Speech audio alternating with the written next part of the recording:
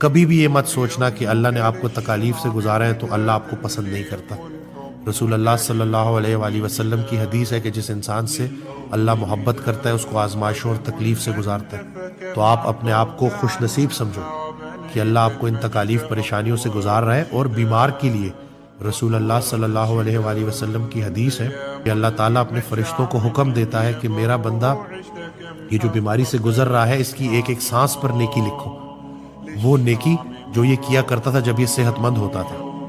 تو ہماری بیماری ہماری کتنے گناہوں کو دھونے کے لیے آئی ہے، کتنے گناہوں کو نیکیوں میں کنورٹ کرنے کے لیے آئی ہے، ہمیں کیا پتا۔ قرآن پاک کی آیت ہے نا کہ میں جس کو چاہوں اندھیروں سے نکال کے نور میں داخل کر دوں، جس کے چاہوں جمی گناہ معاف کر دوں، سارے گناہ معاف کر دوں، اور جس کی برائیوں کو چاہوں نیکیوں میں کنورٹ کر دوں۔